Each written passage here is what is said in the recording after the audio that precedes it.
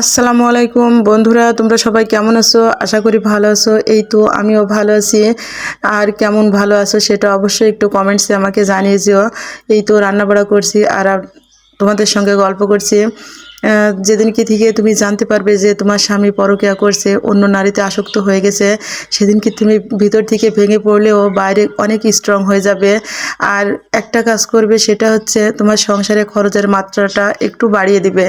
কারণ বাচ্চার টিউশনিটা একটু বাড়িয়ে দিবে, বাচ্চার লেখাপড়ার সাইডে খরচের মাত্রাটাও একটু বাড়িয়ে দিবে। তারপরে তোমার দিকে একটু যত্নটাও বেশি বেশি বাড়িয়ে দিবে, নিজেকে একটু সময় দিবে। অতিরিক্ত সংসারের পিছনে এত শ্রম দেওয়ার আর প্রয়োজন নেই। কারণ তোমার শ্রমে সে যদি একটু ভালোবাসা দেখাতো, তাহলে সে কখনোই পরনারীতে আসক্ত হতো না। কারণ তুমি সংসারে গাধার মতো খেটে যাবে, আর সে বাহিরে তার ভালোবাসাটা বিতরণ করে বেড়াবে। এই জায়গাতে তুমি একলা হারবে কেন? তোমাকেও জিতে থাকতে হবে। তুমি বাচ্চা কাচ্চার পিছনে এত শ্রম দিবে না, বাচ্চা কাচ্চার টিউশন বাড়িয়ে দিবে, বাচ্চা কাচ্চার দেখাশোনা দেখভাল করার জন্য লোক নিয়োগ রাখার চেষ্টা করবে।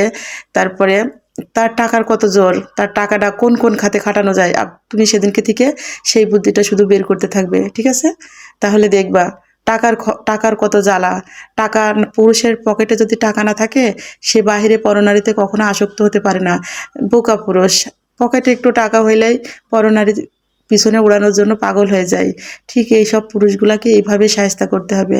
কিন্তু পুরুষ জানে না নারী কত ছলনাময়ী। একটা নারী ইচ্ছা করলে তার জীবনটাকে ধ্বংস করে ফেলতে পারে।